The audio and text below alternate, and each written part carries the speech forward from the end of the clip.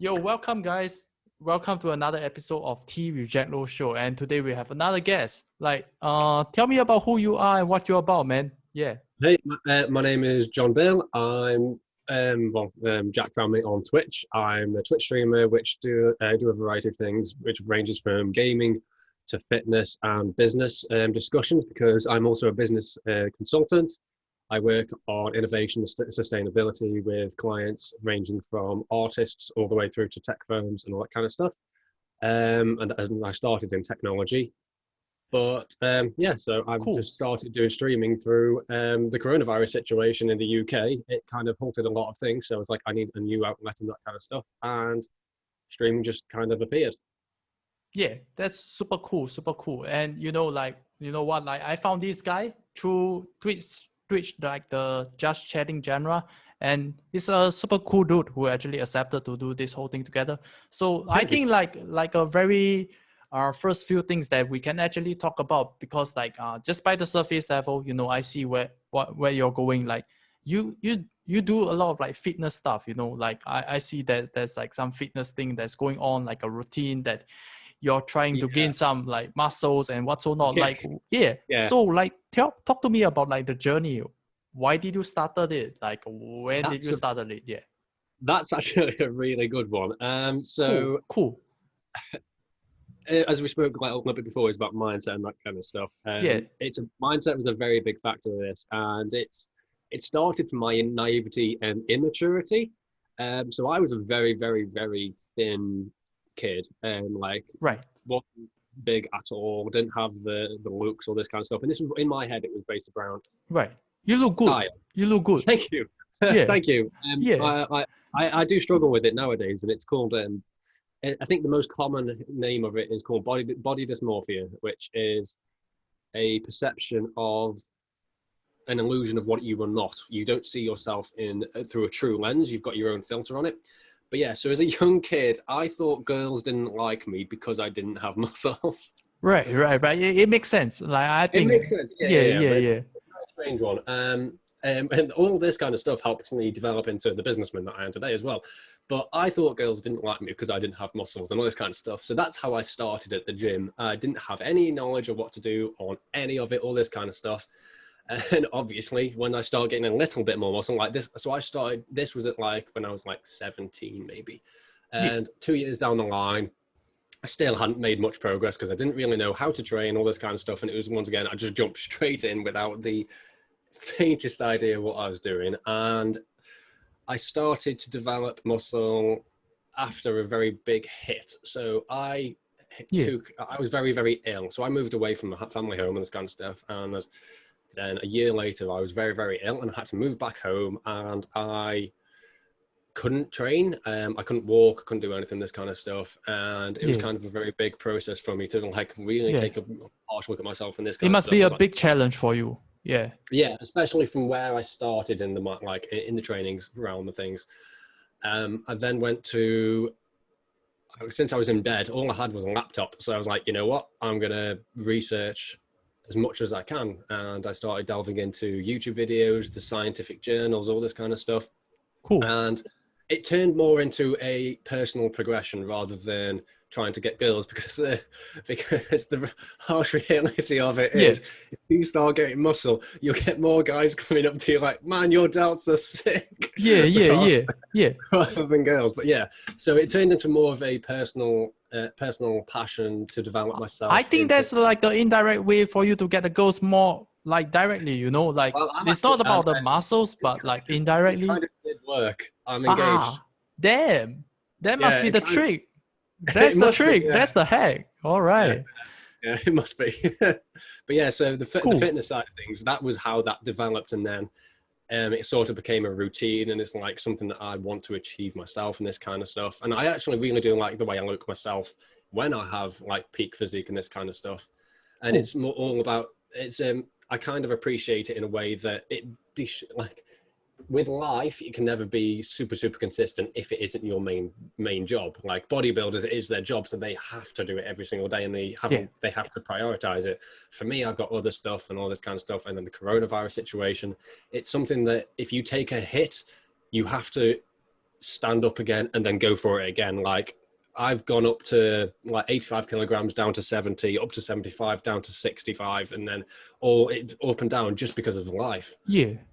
But yeah, so it's a very good way to, like, in fitness, I think it's more than just the body and that kind of stuff, because it helps you learn how to take hits. Yeah, definitely.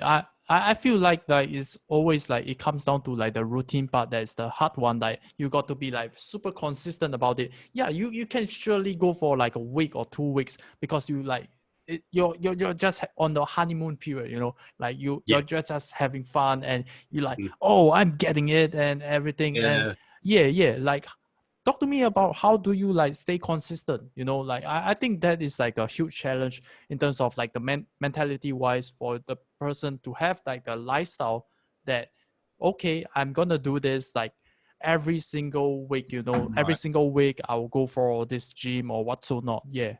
Right. So in terms of like what to do at the gym and all that kind of stuff, that's pure. You just need the knowledge. It's a lot of information, a lot of training, and it's also you've got to research based upon your end goal. So I'm mainly physique training. Other people want strength training. So that varies. So you need to understand what your end goal is to be able to know the journey you need to go on. But in terms of staying consistent, it's literally just how much do you want it, and also going at it in a very systematic method, because I think it's either the trans theoretical model or the theory of self-determination or something like that. So those are it's a sports psychology kind of basis, and there's common steps where people just jump in 100% from day one, and therefore they give themselves such a big responsibility and such a big to like keep consistent, that they will fall off and they will what's the word, well, effectively they'll fall back and go like, I don't want to do this anymore, it's too hard, this kind of stuff. And I think how I happened to be able to get to the point where it's like, I can, if I have the time around my other work and all this kind of stuff, I can go to the gym every single day because of all the hits that I've taken. And I know that I'm much better health, like in body health, like body and mind, everything, if I go to the gym and if I train and this kind of stuff. And I've also learned to when to stay, because like if you take a step back yourself, you recover yourself, rather than Right. taking a big injury or something like that. You listen to your body. Yeah. You're still working towards that goal, and it's all about that end goal, because and having Yeah. those milestones. So like I know I've not trained for a week now because I've got to recover my sternum, which is doing something very, very strange. But I know when to Cool. listen to my body. Cool. And like you mentioned something that is like is super important for everyone, you know, responsibility and accountability. You know, like it's like impossible for you to like set such a high expectation for you to like do certain things. Like you can go like 100% for one day, but on a consistent basis, like come on, man, like it's too much of a high expectation. And Yeah, that's what I think that makes people like feel like, I feel like shit, because that thing, I think I do it myself as well, you know, like I set such high bars, you know, and then I don't reach it, and then I will feel better about myself on that day, and it just doesn't make sense. So what I learned was that to, you know, like you set the bars, but set it right, you know, like not too high or not too low, but just yeah, right, you know, so that like it's form of like a motivation, a goal for me to like actually try to achieve. And yeah. yeah, I think that the responsibility and accountability is such a big thing, you know, like what do you Yeah, think about that? Yeah. yeah, that's something that's going to be like paramount in absolutely anything anyone does. Like I say that to people, like I have trained family, friends, all that kind of stuff in terms of physique and also health goals, but it's also the same within business goals as well. So like transferring away from like the physique side of things or training, like I have to tell my clients in terms of business that if they are going for a big goal, I get it. I totally want it. Like I personally am on a very, very large business mission to go for, from nothing to greatness. But in terms of getting there, if you don't have those milestones like realistically set out, like having your first sale, having a recurring amount of sales, or having a connection with X amount of people in different industries over a set period of time, there's no measurable amount of data to go from. So you're not going to enjoy it because you're not going to be able to say, am I actually doing better than I was 3 months ago? Yeah. So if you have those realistic goals, then that's also going to be sort of affirmations for yourself to look back on and saying, I am actually doing something right. Yeah, definitely. I think that like this whole thing is sort of like an accumulation of like how good you are, you know, like you just get better every single day and what's or not. But like towards like you like if there are days that you need to take a step back, like you looking like say you're building muscles for like one entire year and then you start like you got to an accident or what's or not that results you into like going this recovery mode, and you will feel like you are like losing progress. But what Yeah. I feel that like in life is like there's different aspects of life. Like muscles is just one of them, but the others like you taking a step back, like recovery mode. I feel like you are gaining something from the other aspects of your life. It could be your mental health, or it could be your family. You spending more time with your family, or what's or not. So I Yeah. think that it's super important for us to look into like the perspective, like how you look Yeah. at things. Like, do you choose to look at the negative or the positive? You get to choose. You want to look at the positive or the negative, man. And I think that is like super duper important. And somewhere where like I think I got the context of like what you do and what's so not already. So like I think that something will be really interesting is that how did you started your Twitch stream? Like what made you started? Like we understand that you started laying down on the bed to look onto the YouTube stuff and the science stuff and what's not. Is that how you led into this Twitch thing? The Like, Twitch stuff. No, yeah, the Twitch stuff was pure chance. So I've always wanted to be into PC. cool. I wanted to be in PC gaming, and the coronavirus situation and lockdown in the United Kingdom, like, devastated my personal business. Like, I had three very big projects like potentially lined up, which was going to be the start of me getting to my next milestone. But Yeah, that disappeared, and my friend has, like, last year upgraded his PC, and because his old one died, and he was like, yeah. hold on, why don't we just fix this one and you can have this? And it literally, loads of donated parts from a couple of my mates, and I got a Wow. gaming PC. And then about 3 days later, because we like, you decided, oh, we'll do it, let's just do a stream, see what happens, and have a laugh. And then Right. they were like, hold on, if you got the time, why don't you just jump into this? I was like, that's very true. So we jumped onto a 365-day challenge where we would do one stream a day at least for an entire year. And so that started from that. And within Cool. 2 months, we're at 234 followers. Cool. And we're, yeah, and I've started developing a product which is aiming to help Twitch people, online marketers, absolute person, like anyone who does any online marketing. We're developing a product to help them do something better within that industry, because we know, I can't say too much about it because it's being released soon, I think. Cool. But it's aimed at a very simple base, like, methodology which people miss within the online marketing sphere. So, like, if anyone wants to be an influencer, that kind of stuff, there's something that people miss, especially in the early days. So, and people were wondering, how am I blowing up so fast, all this kind of stuff, and going Yeah, on and yeah. on and on. And I was You like, got a foundation already. Yeah. yeah, I've got, like, I kind of looked into it, Cool. and realized, like, I made a very big mistake at the very beginning because I Yeah, didn't have yeah, very. yeah. Everyone does that. Yeah.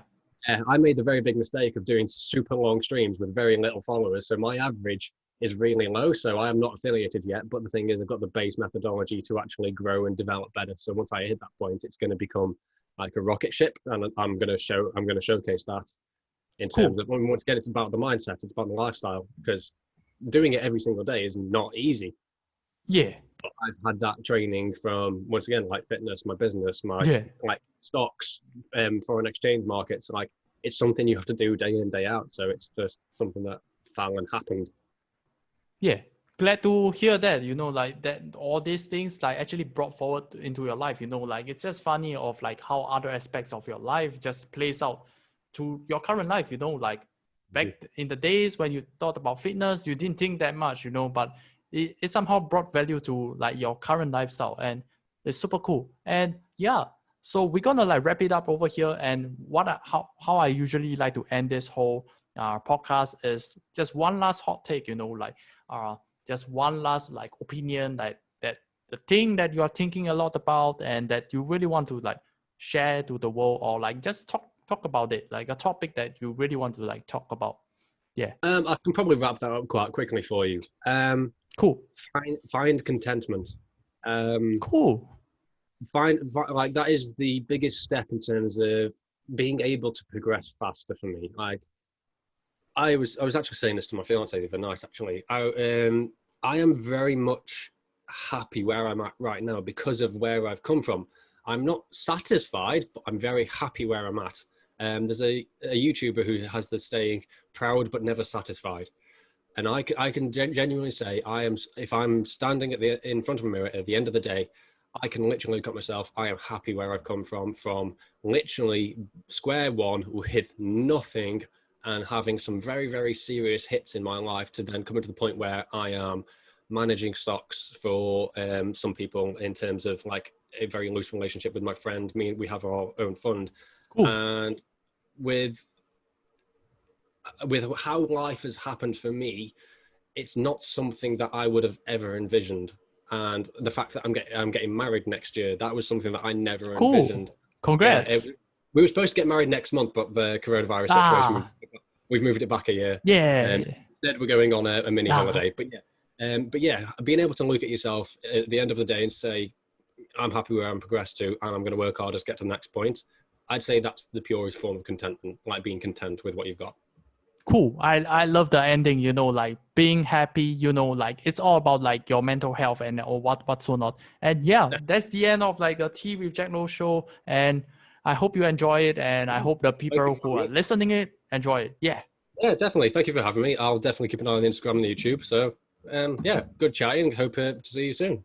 Cool. Take care, Talk man. soon. Peace out.